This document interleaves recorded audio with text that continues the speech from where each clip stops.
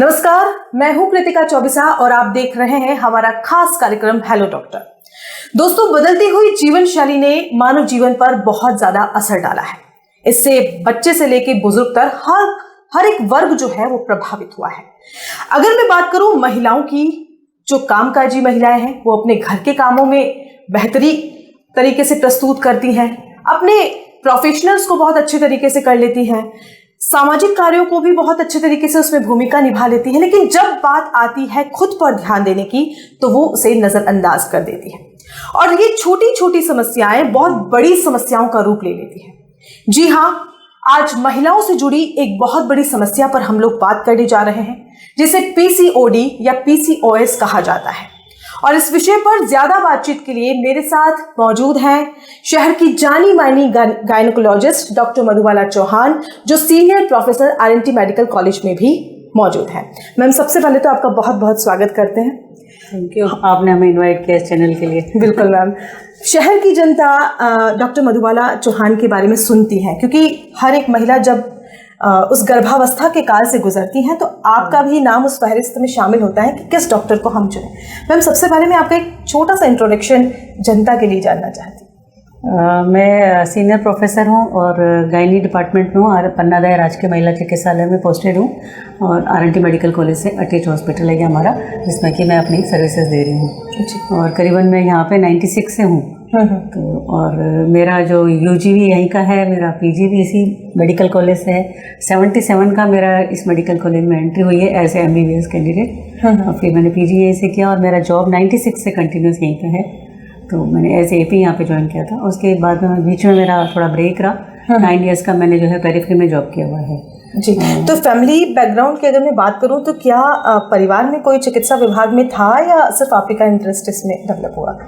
Actual में जो starting हुई वो इस तरह से हुई कि मेरे फादर जो है कॉलेज में लेक्चरर थे भिलवाड़ा मेडिकल इसमें MLB गवर्नमेंट कॉलेज में। तो उस समय तो इतना ही रहता था कि अच्छा कि लड़की ने अगर फर्स्ट डिवीज़न पास कर ली है तो बायो दिला दो। तो एक छोटा सा कंसेप्ट था। तो उस ग्राउंड पे ही मतलब मेरे फादर ने मुझे कहा कि भाई ठीक है, फर्स्ट डिवीज़न हो गई है। और उस समय हमारे को 9th में ही सब्जेक्ट लेना होता था। आज की तारीख में तो 11 से सब्जेक्ट स्टार्ट होता है, हमारा 9 से सब्जेक्ट स्टार्ट हो गया था। तो बायो दिला दी गई थी। बायो दिलाई है तो वही था कि भाई एक बार तो एग्ज़ाम देना ही है PMT का। दिया और फर्स्ट टाइम पे सेलेक्ट हो गए और 77 में इधर। और आज पूरा परिवार जो है वो इसी विभाग में? हाँ, इसी विभाग में। ठीक है, आपको नॉलेज इसकी अच्छी हो। जी बिल्कुल। तो मैम, आज की चर्चा हमारी रहेगी पीसीओडी पर, क्योंकि एक बहुत आम समस्या हो गई और एक नेशनल सर्वे में ये भी सामने आया है कि देश की आबादी का 10% महिलाओं का जो हिस्सा है वो इससे ग्रसित है। तो पीसीओडी के बारे में हमें विस्तार से एक्चुअल में जब हम लोग MBBS में पढ़ रहे थे ना, तो जब हम फाइनल MBBS में आए थे तो एक मतलब हमारी जो शॉर्ट बुक थी एक, तो उसमें हम लोग इस बीमारी के बारे में खाली इसको रटते थे कि एक बीमारी है स्टीन-लेवेंथन सिंड्रोम करके, जो 1930 के आसपास की बात है। तब इसको मतलब लोगों ने मतलब सोचा कि मेन जो प्रॉब्लम इसमें आती है वो पीरियड्स की इरेगुलरिटी होती है। तो पीरियड्स की इरेगुलरिटी के लिए मतलब उस समय जो है किसी ने सोचा कि तो कुछ अमेरिकन पर्सन थे, उन्होंने इसके लिए मतलब इरेगुलर पीरियड के हिसाब से फिर उन्होंने थोड़ा आगे डिस्कस किया, तो उन्होंने स्टीन-लेवेंथन सिंड्रोम करके बीमारी को नाम दिया था। ये PCOD अब जाके आया है, पहले इसी नाम से हम लोग उसको याद करते थे। तो उसमें क्या, ओवरीज जो है मेन अंडाशय है उसका साइज बढ़ जाता है हार्मोनल डिस्टर्बेंस की वजह से। उसका साइज बढ़ने से हार्मोन डिस्टर्ब होते हैं और फिर अल्टीमेटली इरेगुलर पीरियड हो जाते हैं। वेट गेन सबसे बड़ा फैक्टर इसमें माना गया है। वो फैक्टर की वजह से सारे हार्मोनल डिस्टर्बेंस होते हैं और अल्टीमेटली जो पीरियड इरेगुलर, फिर इनफर्टिलिटी, बाद में लेटर ऑन कुछ और कॉम्प्लिकेशंस डेवलप हो जाते हैं, जैसे इवन कैंसर तक का भी लिखा हुआ है कि भाई कैंसर भी इससे उनके चांसेस है और डायबिटीज़ होने के चांसेस बढ़ते जा रहे हैं, BP की प्रॉब्लम इससे बढ़ती जा रही है। तो कई सारे कॉम्प्लिकेशंस इससे रिलेटेड अब जो अपन स्टडी करते जा रहे हैं तो इससे रिलेटेड कई प्रॉब्लम आती जा रही है। पीसीओडी के साथ एक और टर्म यूज होता है PCOS। हाँ, मतलब वो सिंड्रोम डाल दिया है ना, एक तो डिजीज और एक सिंड्रोम। तो मतलब दोनों में ज्यादा कोई दोनों में हाँ एक दूसरे से रिलेटेड ही हैं, क्योंकि सिंड्रोम का मतलब ये है कि उसमें और भी कई सारी चीजें इन्वॉल्व होती जा रही हैं, इसलिए उसको सिंड्रोम में कर दिया गया है। जी, तो ये है उसमें एसोसिएटेड, जैसे मेटाबॉलिक सिंड्रोम आ गया इसके अंदर कि भाई जो मेटाबॉलिक में मेन तो BP का हो जाता है, शुगर बढ़ने लग गया इसकी वजह से, कोलेस्ट्रॉल लेवल बढ़ने लग गया इसकी वजह से, तो दूसरे ऑर्गन भी अफेक्ट होने लग गए ना, तो इस वजह से इसको सिंड्रोम में डाल। अगर इसके मेन कारण की बात करें, जैसा कि मैंने कार्यक्रम की शुरुआत में कहा था कि बदलती हुई जीवन शैली एक सबसे बड़ा फैक्टर इसके लिए रहता है। हाँ, तो क्या कारण मैं वही बता रही हूँ, क्योंकि उस समय जो था वो ये था। अब जो है मतलब मैं पोस्ट कोविड भी देख रही हूँ कि ये प्रॉब्लम और ज़्यादा बढ़ गई है जी। क्योंकि अब मतलब हर 3-4 में एक पेशेंट पीसीओडी की प्रॉब्लम लेके हमारे पास में आ रहा है। मतलब जबकि 10% अपन बोल रहे हैं, पर मुझे लग रहा है कि अगर अपन लेटेस्ट डेटा निकालेंगे तो शायद थोड़ा सा और बढ़ जाएगा ये, क्योंकि ये अराउंड 12 ईयर्स की एज से स्टार्ट हो जाता है। 45 ईयर्स तक के एज में ये जो मतलब जैसे ही एक तरह से माने कि पीरियड वाला जो एज है मेनार्की से मेनोपॉज तक के, इस एज पीरियड में जो रिप्रोडक्टिव एज पीरियड बोलते हैं इसको, उस एज पीरियड में जो है ये पॉसिबिलिटी है कि कभी भी स्टार्ट हो सकता है। इवन जैसे ही पीरियड स्टार्ट हो रहा है तभी से पीसीओडी हो सकता है इवन। तो इतना अर्ली मतलब पीसीओडी होने लग गया है। और जो सबसे बड़ा जो फैक्टर है उसमें लाइफ स्टाइल का है। तो अभी जो लाइफ स्टाइल चेंजेस वो काफ़ी ज़्यादा आ गए हैं। एक तो ऑनलाइन, इस ऑनलाइन ने बहुत बड़ा मुझे लग रहा है कि साइड इफेक्ट करा है, क्योंकि बैठे बैठे इंसान के पहले तो चलो ठीक है आपको बाहर भी जाना होता था तो खुद चल के तो जाते थे एटलीस्ट, है ना, तो वो चलना भी बंद हो गया। मगर घर बैठे बैठे आपको ऑर्डर ही करना है, चीज़ आपके पास आ रही है। और वो जो चीज़ आ रही है अपन सब जानते हैं कि टेस्ट के लिए क्या क्या उसमें जो काम में आते हैं चीज़ें, वो डेफिनेटली आपका वेट गेन ही करेंगी जी। तो जो मेन फैक्टर है वो ओबेसिटी को सबसे ऊपर लिया गया है इसके अंदर, कि ओबेसिटी जो सबसे बड़ा फैक्टर है उसकी वजह से ये प्रॉब्लम बहुत ज़्यादा बढ़ गई है। बाकी कुछ जेनेटिक फैक्टर भी हैं, उसकी वजह से भी ये प्रॉब्लम हो सकती है, पर लाइफ स्टाइल वाला फैक्टर जो है वो सबसे ऊपर है इसके अंदर। तो आपका जो ट्रीटमेंट पार्ट है उसमें भी यही चीज़ मेन है कि आपको वेट कंट्रोल करना है और डाइट मॉडिफाई करनी है। वेट कंट्रोल करना है, डाइट मॉडिफाई करनी है। तो इसलिए तो मैम इसे क्या जड़ से खत्म किया जा सकता है या सिर्फ इसका निदान एक बार नहीं, जड़ से खत्म तो ये नहीं होती है। हाँ, क्योंकि इसको आप कंट्रोल कर सकते हो जी, पर जड़ से खत्म करने की चीज़ नहीं है। क्योंकि आप मतलब लाइफ लॉन्ग अगर आप अपनी लाइफ को प्रॉपरली सेटल करना हर एक के बस का नहीं है। मैंने खुद ने देखा है कि कहीं कहते हैं कि नहीं मैं तो कुछ खाती ही नहीं हूँ, मैं तो कुछ करती भी नहीं हूँ, तो भी उसको कहती है कि नहीं मेरे तो ये प्रॉब्लम ठीक ही नहीं हो रही। तो इसका मतलब ये है कि उसकी विल जो है अभी भी बहुत कमज़ोर है। तो इसलिए मतलब जो मेंशन भी है वो यही है कि इसको पूरा खत्म करना तो बड़ा मुश्किल है, कंट्रोल कर सकते हो, क्योंकि अब इसके कॉम्प्लिकेशंस बहुत ज़्यादा है ना। तो कंट्रोल करना तो एक तरह से मस्ट हो गया है कि बिना कंट्रोल के आपका काम तो मतलब दवाई लेनी है ताउम्र से, जो भी मेडिसिन भी लेनी है, प्लस आपको वेट, वेट और डाइट दोनों जी। डाइट की आपने बात की मैम, तो जैसे हमारा लाइफ स्टाइल बदल रहा है, डाइट में भी बहुत ज़्यादा बदलाव हुआ है।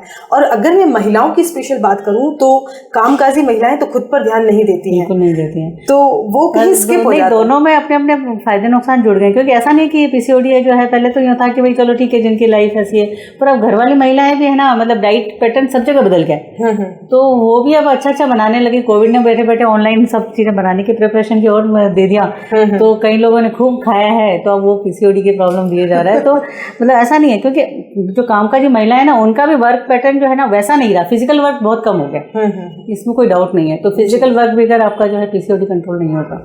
ओके, तो मैम क्या क्या ऐसी चीज़ें हैं जो महिलाओं को अपने डेली रूटीन में शामिल करनी चाहिए, उस बारे में विस्तार से दर्शकों को सबसे इम्पोर्टेंट जो होता है वो आपको हल्का सा अपनी बॉडी को थोड़ा सा एक्सरसाइज जो है किसी भी तरह से आप करो, चाहे योगा करो या जिम जाके करो या जिस तरह से भी करो, खुद ही करो भले, पर थोड़ा सा बॉडी को एक्सरसाइज तो करनी ही जरूरी है जी। तो बिना उसके तो आप क्या है कि फिटनेस नहीं मेंटेन कर सकते। तो फिटनेस के लिए एक्सरसाइज जरूरी है, चाहे मॉर्निंग वॉक करो, आप जिस तरह से भी कर सकते हो, पर वो वॉक भी जो है वो थोड़ी सी आपकी ब्रिस्क वॉक होनी चाहिए। वो जेंटली टहलते हुए नहीं जाने से, टहलते से कुछ नहीं होना जाना है, उससे कुछ फर्क भी नहीं पड़ेगा।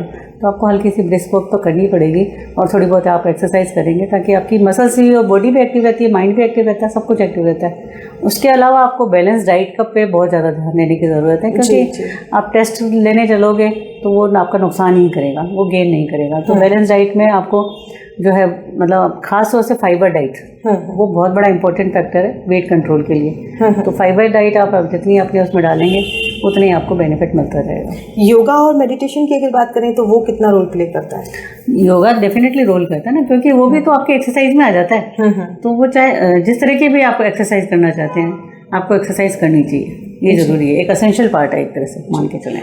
महिलाओं को क्या मैसेज देंगी जाते जाते कि पीसीओडी पीसीओएस जब हो तो एक छोटा सा डॉक्टर मधुबाला चौहान की तरफ से एक मैसेज जो महिलाओं के लिए उपयोगी साबित हो? देखो, सबसे पहले जो इसमें 3 मेन सिम्टम्स होते हैं, जिसमें इरेगुलर पीरियड से रिलेटेड जो पेशेंट अलर्ट हो सकता है, जो डॉक्टर के पास कांटेक्ट कर सकता है, तो इसमें क्या होता है कि जो साइकिल्स है, जैसे कि यूजुअली जो है 28 डेज का साइकिल होता है, नॉर्मल साइकिल जो होता है वो 28 डेज का होता है, पर पीसीओएस वाले पेशेंट के हार्मोनल इम्बेलेंस हो जाता है मेन, तो उसकी वजह से साइकिल्स उसके जो है ना लॉन्ग हो जाते हैं, जैसे 45 डेज का हो गया, 60 डेज का हो गया, 90 डेज का हो गया, इवन 120 डेज का हो गया, इवन 6 मंथ 1 ईयर तक पीरियड नहीं आ रहा उसको, इतना प्रॉब्लम हो जाता है।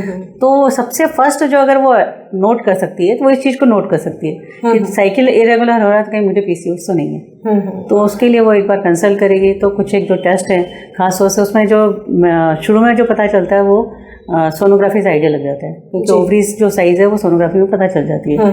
तो वो उससे थोड़ा सा अपने को पता चल सकता है कि हाँ भाई इसकी ओवरीज की साइज़ बढ़ रही है, उसमें मल्टीपल फॉलिकल्स डेवलप होते हैं। तो वो जो फॉलिकल्स हैं 10 मोर देन 10 है, इस तरह से कुछ क्राइटेरिया बने हुए हैं, उस क्राइटेरिया के अकॉर्डिंग अपन उसको कि भाई हाँ ये पीसीओएस में आ रही है, तो वो है। फिर हार्मोनल टेस्ट आप करवा सकते हैं, जैसे इसमें इवन कई बार थायराइड हार्मोन बढ़ जाता है, प्रोलैक्टिन लेवल बढ़ जाता है, एलएचएल एफएसएच जो हार्मोन्स होते हैं जो कि साइकिल्स को रेगुलर करते हैं, उन हार्मोन में डिस्टर्बेंस आ जाते हैं। तो ये सारे जो डिस्टर्बेंस जो भी हैं वो अपन टेस्ट करा के पता कर सकते हैं, उस अकॉर्डिंग अपन उसको मैनेज कर सकते हैं। क्योंकि इसमें जैसे ना मेन तो क्या होता है कि हाइपर एंड्रोजिनम एक जो है टेस्टोस्टेरोन जो लेवल जो मेल हार्मोन है वो उसका लेवल बढ़ जाता है। तो इवन पेशेंट को ना एक्ने हो जाते हैं, खूब सारे हेयर्स आने लग जाते हैं और बाल्डनेस आ जाती है और वॉइस में थोड़ा सा चेंज इवन आ जाता है, हिस्सोटिज्म वगैरह सारी जो प्रॉब्लम है वो आ जाती है। इवन मतलब स्किन में भी चेंजेस आ जाते हैं, ब्लैक कलर की स्किन हो जाती है। तो इस तरह के काफ़ी सारे चेंजेस आए, पर वो काफ़ी लेट है। तो जो फर्स्ट अलार्मिंग साइन है वो पीरियड है। तो अगर उस पर वो अपने को अगर आ जाए तो अपन उसको टाइमली उस अकॉर्डिंग इन्वेस्टिगेट करा के मैनेज कर सकते हैं। जी मैम, एक सवाल और है, जो महिला पीसीओडी या पीसीओएस से ग्रसित है, क्या वो गर्भाधान कर सकती है? हाँ, ये मतलब अभी जो नई जो परेशानी आ रही है इरेगुलर पीरियड के साथ साथ में प्रेगनेंसी रिलेटेड डिस्टर्बेंसेस भी काफ़ी होने लगे हैं। इवन जैसे जो प्रेग्नेंट हो जाती है तो एबॉर्शन के चांसेस हो जाते हैं, पर यूजुअली इसमें प्रेगनेंसी नहीं होती है, इनफर्टिलिटी के चांसेस होते हैं, बच्चा नहीं लग रहा है। तो कई बार हमारे पास जो पेशेंट आते हैं खाली इसी वजह से हमारे पास आते हैं क्योंकि उसको ये नहीं आइडिया होता कि उसके पीसीओएस की प्रॉब्लम है। तो वो हमारे पास ये है कि भाई शादी हो गई और इतने साल हो गए अभी कोई बच्चा नहीं हो रहा है, तो अपन इन्वेस्टिगेट कराते हैं तो पता चलता है। तो ये बहुत बड़ा फैक्टर आज की तारीख में है जिसकी वजह से पेशेंट हमारे पास रिपोर्ट करता है। पीसीओएस लेके नहीं आता पर प्रेगनेंसी के रिलेटेड प्रॉब्लम लेके आता है कि बच्चा नहीं, उसके बाद में डायग्नोस होता है। हाँ, तो इसके लिए भी फिर जो है कुछ मेडिकेशंस हैं, अगर मेडिकेशन से फ़ायदा नहीं पड़ता तो अपने को लेप्रोस्कोपिक सर्जरी करके ओवरियन ड्रिलिंग या इस तरह के भी रेयर आज की तारीख में करना पड़ता है, पर कभी कभी करना पड़ जाता है। इवन कई पेशेंट को इवन फिर भी रिजल्ट नहीं मिलता, बेरेटिक सर्जरी के लिए भी जा सकते हैं। तो इतना कुछ इसमें मतलब परेशानियां आ सकती हैं अगर आप टाइमली अलर्ट हो जाएंगे। तो मतलब छोटी छोटी समस्याओं को शुरुआत में ही नजरअंदाज नहीं करना चाहिए। मैम, आप हमारे कार्यक्रम में पधारी, उसके लिए आपका बहुत बहुत शुक्रिया। तो ये शहर की जानी मानी गायनेकोलॉजिस्ट डॉक्टर मधुबाला चौहान, जिनसे हमने बात की पीसीओडी या पीसीओएस के बारे में। यदि महिलाओं को कोई समस्या होती है तो उसे बिल्कुल भी अनदेखा ना करें। यदि आपके पीरियड से लेकर आपको परेशानी हो रही है तो बहुत ही इनिशियल स्टेज पर उसे समझें, पहचानें और अपने गायनेकोलॉजिस्ट से जरूर संपर्क करें। अपनी जीवन शैली को बदलें, कुछ ना कुछ एक्सरसाइज के रूप में करते रहिए, योगा करें, मेडिटेशन करें, खाने पीने का ध्यान रखें। जो 5 भोज्य समूह आईसीएमआर द्वारा बनाए गए हैं उन भोज्य समूहों को अपने भोजन में शामिल करें। फिलहाल हेलो डॉक्टर में इतना ही। आपसे मुलाकात होगी फिर अगली कड़ी में। तब तक के लिए स्वस्थ रहिए, मस्त रहिए। नमस्कार।